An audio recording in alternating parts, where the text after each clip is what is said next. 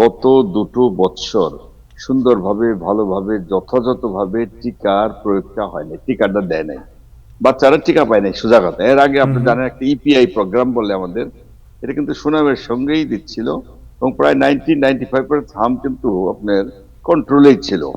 2 বছরের টিকাটা না দেওয়ার জন্য হামটা ব্যাপক আকারে ছড়িয়ে পড়ছে। ইউনিসেফ কিন্তু নিষেধ করছে যে এইভাবে নিলে একটা মানে ডেঞ্জারাস একটা সিচুয়েশন হতে পারে, হুম এটা হুম। অব্যবস্থা তৈরি হবে, টিকা পাবে না, সময় মতো পাবে না, ঝামেলা হতে পারে বলছে। তারা কিন্তু খুব মানে বলতে পারেন তারা মোটামুটি নাখুশ ছিল, তারা না করছে না নেওয়ার জন্য।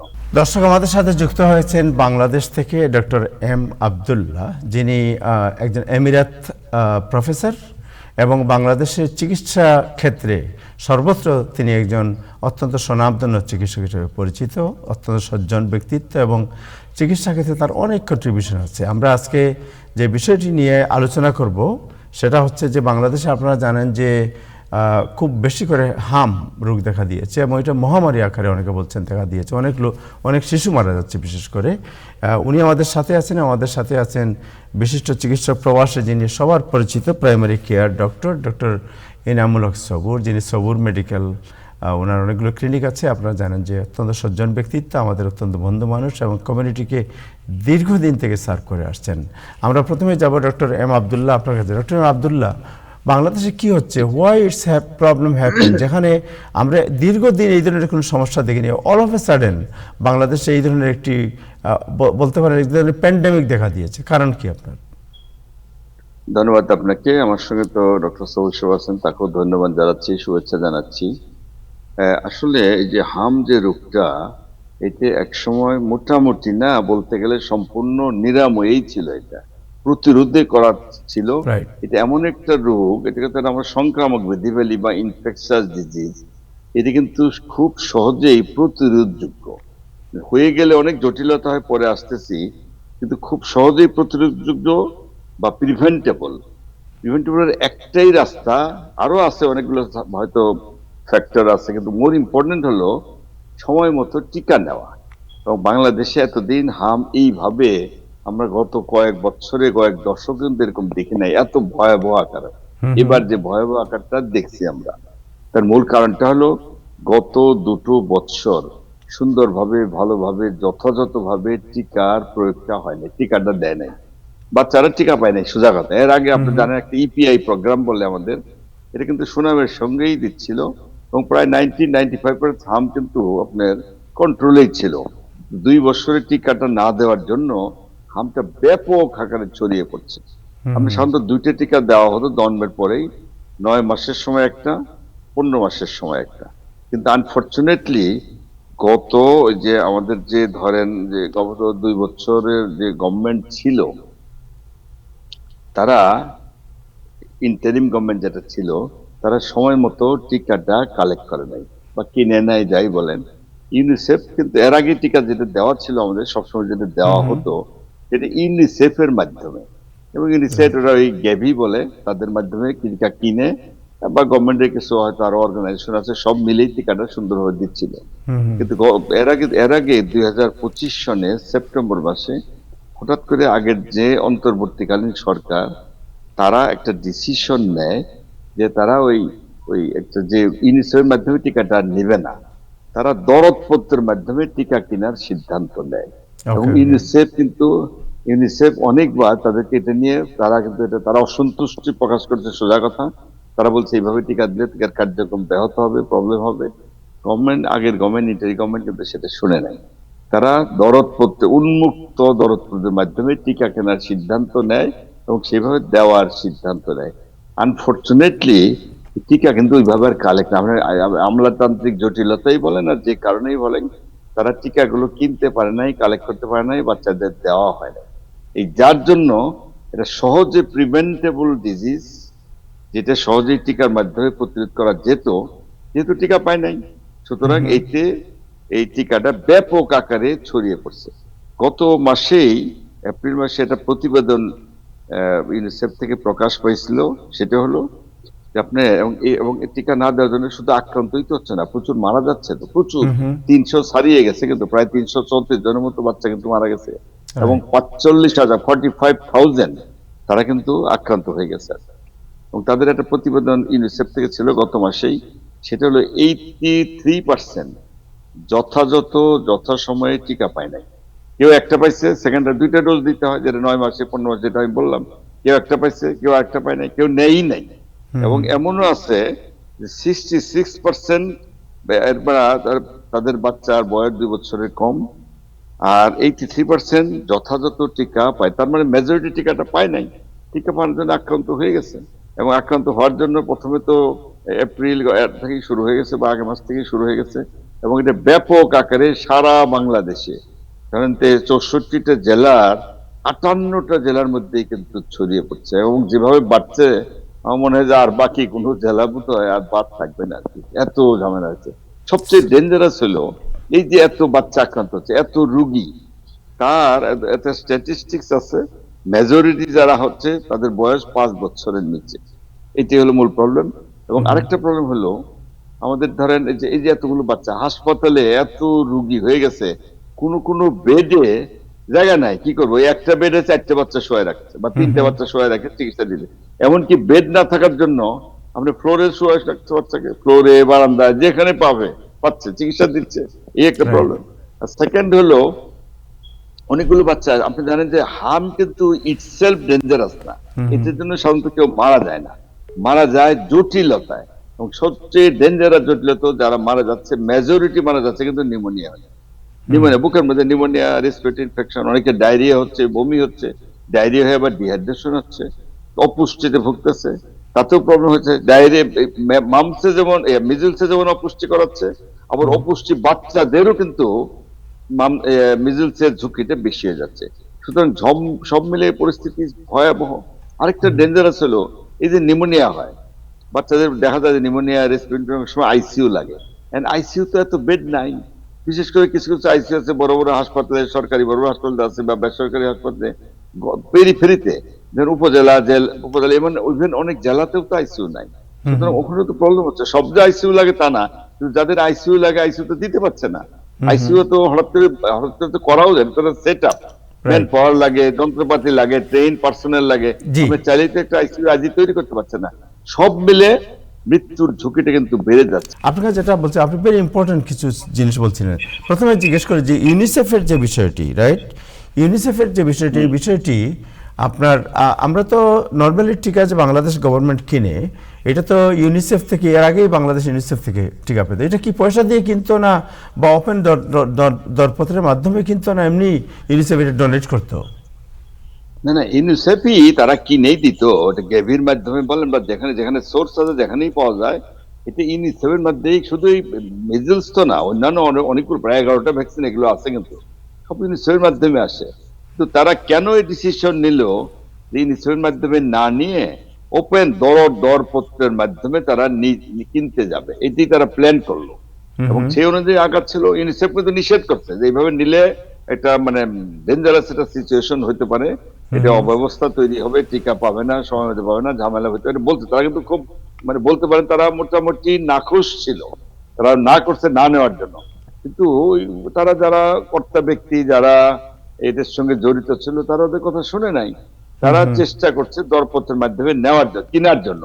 কিন্তু আনফরচুনেটলি, যেটা আমি আগেও বললাম, আমলাতান্ত্রিক জটিলতাই বলেন আর যে জটিলতাই করেন, বা প্রসেস করতে গিয়ে এটা কিন্তু তারা সাকসেসফুল হয় নাই। তারা ভ্যাকসিন গুলো আর কালেক্ট করতে পারে নাই, আর কিনতে পারে নাই।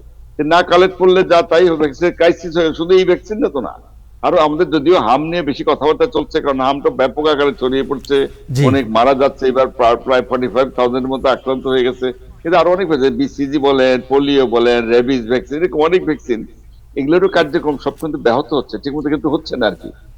যে কারণেই হোক, যে ভ্যাকসিন না পেলে যা হয়, যার ফলে হয়ে গেলে, যে কথাটা বারবার বলছি, আবারও রিপিট করি, সহজে প্রিভেন্টেবল একটা ডিজিজ মিজলস, ভ্যাকসিন না পাওয়ার জন্য ব্যাপক আকারে আউটব্রেক হচ্ছে, ছড়িয়ে পড়ছে দেশে, এবং অনেক লোক মারা যাচ্ছে। এবং আমরা হাসপাতালে রোগীতে শৈলা, ডাক্তাররা হিমশিম খাচ্ছে, ম্যানেজ করতে প্রবলেম হচ্ছে, সমস্যা হচ্ছে। আমাদের তো ভয় হচ্ছে, যদিও সরকার কিন্তু নতুন করে ভ্যাকসিনের কার্যক্রম আবার চালু করছে, কিন্তু ভ্যাকসিন দিলে এটা তো সাথে সাথে তো কার্যকরী হবে না। যেমন আজকে ভ্যাকসিন দিলে কাইলি তো কার্যকরী হবে না। ভ্যাকসিনটা দিলে তো বডিতে অ্যান্টিবডি তৈরি করবে, এটা তো সময় লাগে। মিনিমাম তো ধরেন মাসখানেক তো লেগেই যাবে আর কি। কিন্তু আক্রান্ত হতেই চলছেই তো ডেইলি কম বেশি আমরা দেখছি। আমাদের খুব আনফরচুনেট আমরা বলতে পারেন, যে ছোট ছোট বাচ্চাগুলা তার বাপ মার কি যে কষ্ট, এমনও আমরা দেখলাম একমাত্র বাচ্চা একটা মিডিয়াতে দেখলাম, একটা ভ্যালুয়েবল বেবি 11 বছর বয়স তার বাচ্চা হয়েছে, এটাও হামে আক্রান্ত হয়ে মারা গেল। এগুলো তো খুবই দুঃখজনক অবস্থা। শুধুমাত্র কথাটাও শুনতে খুব খারাপ লাগবে, আগের যারা দায়িত্ব ছিল তাদের অদক্ষতাই বলেন, অব্যবস্থাই বলেন, দূরদর্শিতার হয় বলেন, বা খামখেয়ালি যে কারণেই যাই বলেন, তারা টিকাটা কালেক্ট করতে পারে নাই, সময় মধ্যে টিকা দিতে পারে নাই, যার জন্য এই মানুষের এই ভোগান্তিতে হচ্ছে আজকে। আরেকটা মজার কথা বলি, মজার না সরি, শুনতে খারাপ, মজা না সরি, মজা না। আরেকটা এবার আমি কিন্তু বড়দের কিছু রুগী পাই, আমি অ্যাডাল্টের বলছি আর কি, 30-40 বছর 45 বছর অ্যাডাল্টের আমি কিন্তু প্রায় কয়েকটা রুগী কিন্তু পেয়ে গেছি, তাদের কিন্তু মিজেলস হচ্ছে। এটা আমি এরা এখন পাইনি আমরা, তাদের বাচ্চাদের হয়, এবং এবারও আক্রান্ত 5 বছরের নিচে অনেকেরই বেশি। কিন্তু বয়স্ক লোকদেরও আমি কয়েকটা রুগী কিন্তু পেয়ে গেছি, যদিও তারা সবাই ভালো আছে, কিন্তু রুগী কিন্তু পাচ্ছে। তার মানে এটা বলতে পারেন যে বাচ্চাদের তো হচ্ছেই, বয়স্ক লোকদেরও কিন্তু অ্যাডাল্টেরও হ্যাঁ, এটা হচ্ছে আর কি, রাইট। ডক্টর সবুর, আপনি কি শুনতে পাচ্ছেন? জি। So so what is your experience? এই প্রবাসে আমাদের কি অ্যাডাল্টদের কোনো কিছু হচ্ছে এরকম? অ্যাডাল্টের খবর আসে আমাদের, আমার সরাসরি আমি কখনো পাই নাই। আমাদের জি। এখানে নিউ ইয়র্কে আমরা যেখানে আছি, আমাদের আমি শুনি নাই, বাট ইউজুয়ালি অকেশনালি আমরা এগুলা ব্রেকআউট হচ্ছে সব ভ্যাকসিনের, মিজলস, মামস, রুবেলা। ইভেন এখন তো বর্তমানে আমাদের পোলিও কিন্তু রেকমেন্ডেড করে দিছে। পোলিও তো জি। আমরা আগে বাচ্চাদের দিতাম, এখন বয়স্কদেরও, বিশেষ করে ইমিগ্রেশন, আমি তো ইমিগ্রেশন করি, তো ইমিগ্রেশন আসলে এটা is recommended that I have to give the polio. যদি আমাদের Right. কোনো রেকর্ডেড না থাকে, ইভেন ওই যে কি বলে অ্যান্টিবডি পজিটিভ থাকলেও আমাকে দিতে হচ্ছে। Oh, So very good. in some cases, so আমাদের এখানের অথরিটি ইজ গুড, বাট বর্তমানে ভ্যাকসিন নিয়ে একটু হচ্ছে আর কি, আমাদের চেঞ্জ আসছে। So hopefully it will be change back again to normal. So thank you. আপনাকে শেষ একটা প্রশ্ন করি, আমি জানি আপনার কাজ আছে আরেকটা জায়গায় আপনি যাবেন, শেষটা তারপরে আমি ডক্টর আব্দুল্লাহর সাথে ডিটেইলস কথা বলবো যে প্রবাসে যারা আছে, আমরা শিশু আছে, যারা বয়স্ক আছে, এনি সাজেশন ফর দেম? আমাদের এখানে সাজেশন হচ্ছে আপনার অলওয়েজ প্রাইমারি কেয়ার এবং পিডিয়াট্রিকের সাথে যোগাযোগ রাখবেন, এবং সব ভ্যাকসিন যেন ওনারা নেয়। এখানে তো ভ্যাকসিন অ্যাভেলেবেল আছে, এবং most of the time insurance covers. আর যাদের প্রাইভেট ইন্স্যুরেন্স আছে তাদেরও ইন্স্যুরেন্স কভার করে। এবং প্রত্যেকটা ভ্যাকসিন, যেটা ডক্টর আব্দুল্লাহ সাহেব বলল, এখানে বাংলাদেশের নাই, ওটা দিতে পারতেছে না, বাট আমাদের এখানে দিতে পারতেছে। দিতে পারার পরও অনেকে কি করে ইগনোরেন্সের জন্য নিচ্ছে না। So this is kind of shame. বেশ করে কিছু বয়স্কদের ভ্যাকসিন যেগুলো আছে, আপনার ওই সিংগ্রেক্স দিচ্ছি আমরা সিঙ্গলসের জন্য, নিউমোনিয়া ভ্যাকসিন, এইগুলো, ইভেন মিজল মামস, ওগুলো আমরা বয়স্কদের সাজেস্ট করতেছি, প্লাস ভেরিসেলা ভ্যাকসিন। তো এগুলা নেওয়াটা ভেরি ইম্পর্টেন্ট। প্লাস ইয়ারলি যে ওই ফ্লু ভ্যাকসিন যেটা আছে, জি। সেটাও very important. Thank you so much. Thank you doctor Sabuj, join করার জন্য আপনাকে অনেক ধন্যবাদ, সময় দেওয়ার জন্য। আমি জানি আপনার অন্য অন্য জায়গায় যেতে হবে, আজকে ফ্রাইডে, সো থ্যাংক ইউ আপনি সময় দেওয়ার জন্য। জি, যে আপনাদের দুজনকেও ধন্যবাদ, বিশেষ করে ডক্টর আব্দুল্লাহ স্যারকেও ধন্যবাদ ওনার মূল্যবান টাইম এবং ইনফরমেশনের জন্য। তোমার একটা কুইক সাজেশন হবে, মানে বাংলাদেশের জন্য, জি। যে আমরা তো অনেক ডাক্তার আছি বাংলাদেশে যারা আছে, তারা ইন্ডিভিজুয়ালি আমরা কেন এই ভ্যাকসিন গুলা প্রোভাইড করি না? ইন্ডিভিজুয়ালি মানে আমরা কিনে না না, এটার জবাব হলো আপনি যে কথাটা বললেন, আপনি ইন্ডিভিজুয়ালি যেখান যেমন গ্যাভি থেকে ইলে ওই ইনসেপ কালেক্ট করে তো যেখান তো পাওয়া যায় না এটা। ইভেন রুগী যদি চাইও, not available in the open market, আমি যেখান চাইলেই তো পারবে না। এটা আমার কিনে নেওয়া তো তখন না, রুগীরেও আমাদের অনেক বাপ মা যারা বাচ্চার জন্য দেওয়ার জন্য ব্যস্ত, তারা চাইলেই তো পাচ্ছে না এটা। এটা সাধারণ জিনিসের মাধ্যমে সরকারি ভাবে দেওয়া হতো এভরিওয়্যার মোরলেস, এবং এর কার্যক্রম সুন্দরভাবেই চলছিল। এই যে যেটা বললাম, যে কোনো কারণে গত 2 বছরে প্রবলেমটা হয়ে গেছে। সুতরাং ইন্ডিভিজুয়ালি আমি চাইলে কিন্তু আমি দিতে পারবো, আমি চাইলে কিন্তু আমি কোথায় পাবো? It is not available in the open market. That is a problem. UNICEF ওই যে গ্যাভির মাধ্যমে অন্য সোর্স থেকে তারা কালেক্ট করে দিতে হয়, সেই জন্য এটা আমরা চাইলেই পাচ্ছি না আমরা। স্যার ডক্টর আব্দুল্লাহ, আরেকটা প্রবলেম আমি জাস্ট একটু এর মধ্যে অ্যাড করি। একটু বললাম যে ভ্যাকসিন না দেওয়ার জন্য মেজলসটা ব্যাপক আকারে বেড়ে যাচ্ছে, এপিডেমিক আকারে। আরেকটা প্রবলেম ছিল ওই যে একটা ভিটামিন এ খাওয়ানো হতো, ভিটামিন এ এটাও কিন্তু মোরলে সব বাচ্চাদের খাওয়ায়, সেটাও কিন্তু ওইটাও বন্ধ হয়ে গেছে। এই 2 বছর এটাও দেওয়া হয় নাই। ভিটামিন এ সব বাচ্চা ইভেন অ্যাটাক হলেও তো খাওয়ানো হয়, 2টা ডোজ দেয়। প্রথম দিন একটা তার এইজ ওয়েট অনুযায়ী পেডিয়াট্রিশিয়ান যারা আপনার দেন। কিন্তু ভিটামিন এ ক্যাম্পেইন যেটা এটাও স্টপ ছিল। এছাড়া ধরেন আরো কিছু কিছু আছে মানুষের মধ্যে অ্যাওয়ারনেস, যেমন যাদের ব্রেস্ট ফিডিং করায় না তাদের এটা বেশি হয়, যারা অপুষ্টিতে ভোগে মেল নিউট্রিশন, তারাও তো মেল নিউট্রিশনটাও তো মোর ইম্পর্টেন্ট। এটাও যতটা কাজটা সুন্দরভাবে হয়তো হয় নাই। সুতরাং মাল্টিপল ফ্যাক্টর জড়িত এর মধ্যে, কিন্তু মোর ইম্পর্টেন্ট হলো টাইমলি ভ্যাকসিন পায় নাই, দ্যাট ইজ রাইট। টাইমলি যে ভ্যাকসিনের কথা আপনি বললেন যে সাবেক সরকার যাদের উচিত ছিল এটা কিনা টাইমলি, বাট তারা যে কোনো কারণে হোক এটা লেন্দি প্রসেসে গিয়ে কিনতে পারেনি এবং আজকে বাংলাদেশে এই প্রবলেম হচ্ছে। সো হোয়াট ইজ দি, মানে আপনি কি মনে করেন যে এখন পর্যাপ্ত ভ্যাকসিন আছে আমাদের মজুদ যেটা এই ক্রাইসিস ফেস করতে পারবে?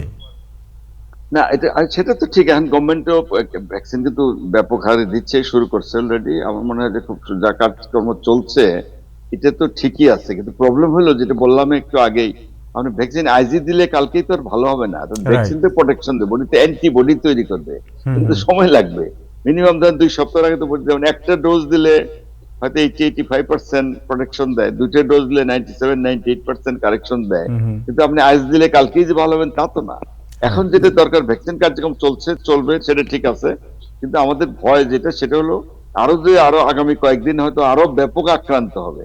হাসপাতাল তো রুগীতে সয়লাভ, ম্যানেজমেন্ট তো ওইভাবে আমরা করে মানে সামাল দেওয়া যাচ্ছে না। শুধু এত রুগী, বিশেষ করে প্রত্যন্ত অঞ্চলে, গ্রামাঞ্চলে, উপজেলা লেভেলে এত রুগী, হয়তো এত ফ্যাসিলিটিও নাই।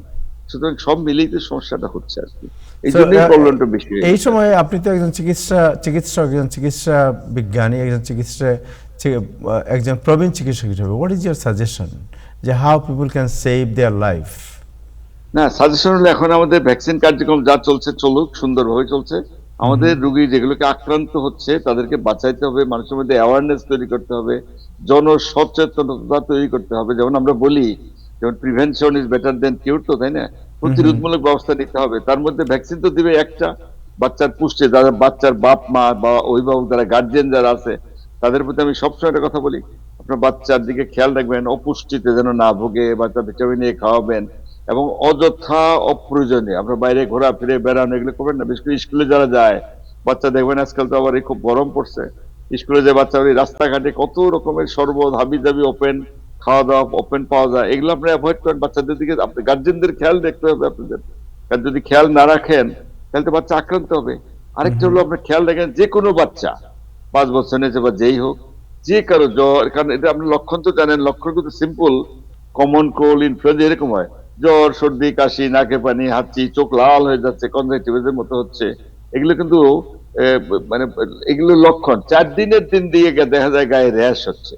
সুতরাং গার্জেনদের প্রতি সবসময় বলি, বা বাচ্চার অভিভাবক বিশেষ করে আপনার খেয়াল রাখবেন, যে কোনো বাচ্চার জ্বর সর্দি কাশি নাকে পানি হাঁচি চোখে লাল, আপনার দেরি না করে গায়ে র্যাশ উঠুক বা না উঠুক, আপনার কিন্তু অবশ্যই ডাক্তারের পরামর্শ নেবেন। পেডিয়াট্রিশিয়ান যারা আছে তারা বাচ্চা যদি এক্সামিন করে, বাচ্চা এক্সামিন করলে কিন্তু তারা বুঝতে পারবে এটা কি মিজলস না অন্য কোনো রোগ।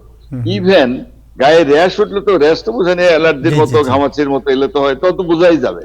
তার আগেও কিন্তু আমাদের ডাক্তাররা সবাই এটা জানে, ওই মুখের মধ্যে টর্চ লাইট দিয়ে যদি দেখেন, এক জাতীয় স্পট পাওয়া যায়, হোয়াইট স্পট, কপ্লিক স্পট বলে, র্যাশ, গায়ে র্যাশ ওঠার আগে। এইটা দেখেই আমরা যে কোনো ডাক্তার কিন্তু ধরে ফেলবে যে বাচ্চা কিন্তু মিজলস হয়ে গেছে, র্যাশ কিন্তু পরে উঠবে।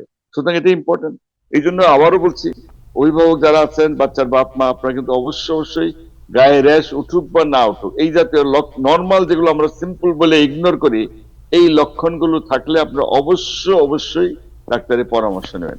আর অযথা বাইরে বাচ্চা যেন ঘোরাফেরা না করে, বাইরে গেলে আমরা ওই করোনার সময় কিন্তু বলতাম মাস্ক পরে যাওয়া ভালো, মাস্ক পরে যাবে বাচ্চারা। ইভেন আমার সাজেশন, একটা স্কুলে তো বাচ্চা যায়, কোনো বাচ্চা যদি কোনো টিচার বা অনেক যদি কেউ দেখে যেটা বাচ্চা অসুস্থ, জ্বর সর্দি কাশি, আমরা অবশ্যই তাকে আইসোলেট করেন, বাপ মাকে জানান যে আপনার বাচ্চা নিয়ে যান, ওকে অন্যদের সঙ্গে মিশতে দিয়ে না।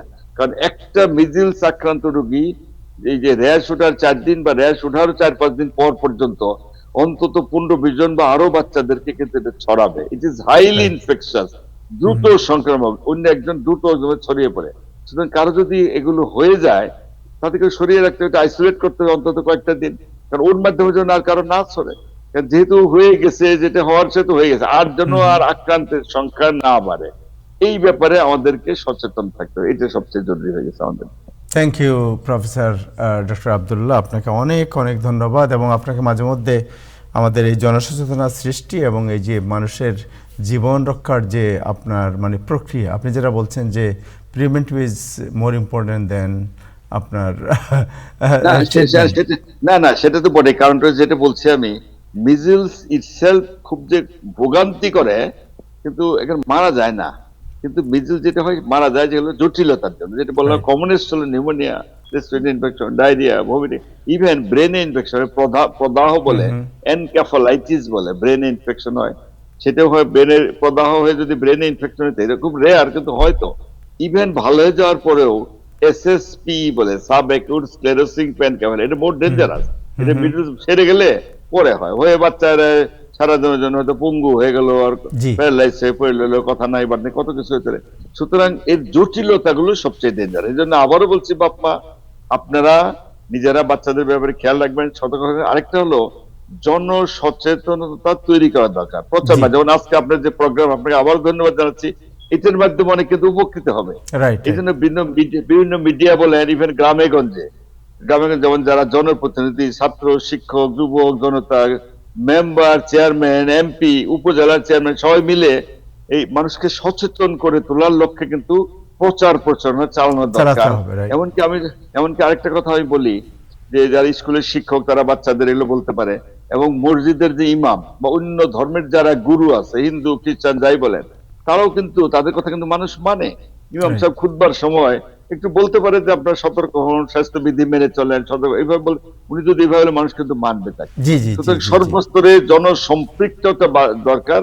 জনগণ, প্রশাসন সবাই মিলে যদি আমরা একসাথে কাজকর্ম চালিয়ে যাই প্রিভেনশনের জন্য, তাহলে এটা প্রতিরোধ করা সহজ হবে। আমাদের জাতি, আমাদের দেশ, আমাদের মানুষ, আমাদের বাচ্চারা এটা থেকে অন্তত মুক্ত ভালো থাকতে পারে। Thank you so much. Thank you professor Abdullah. Doctor Sabur, anything else আপনি অ্যাড করতে চান? আমরা শেষ করব। জি না, thank you very much.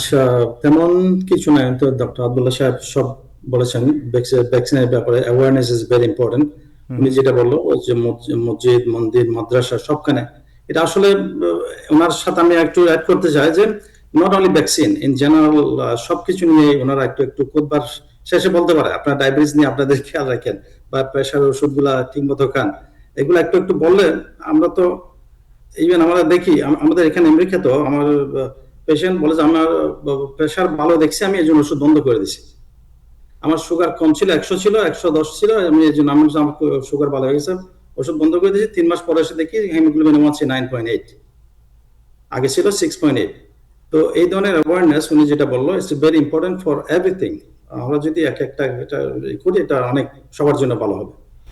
Thank you so much. Thank you professor M Abdullah. দর্শক, আমাদের সাথে যুক্ত হয়েছিলেন বাংলাদেশ থেকে প্রফেসর এম আব্দুল্লাহ, যিনি এমিরাত প্রফেসর, খুব রেয়ার একজন সম্মানিত ব্যক্তিত্ব আমাদের এই প্রোগ্রামে আজকে অংশ নিয়েছিলেন।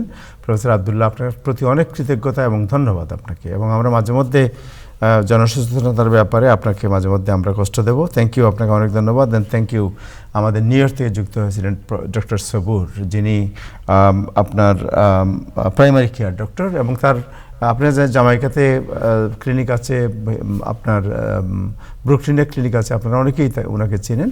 আপনাদের দুজনকেই অনেক শুভেচ্ছা, অনেক কৃতজ্ঞতা আপনাদের প্রতি। এই দুর্যোগের এই সময় আপনারা যেভাবে পরামর্শ নিয়ে জাতির সামনে এগিয়ে এসেছেন। দর্শক, আজকে এ পর্যন্তই। আগামীতে আবার দেখা হবে। সবাই ভালো থাকবেন। খোদা হাফেজ।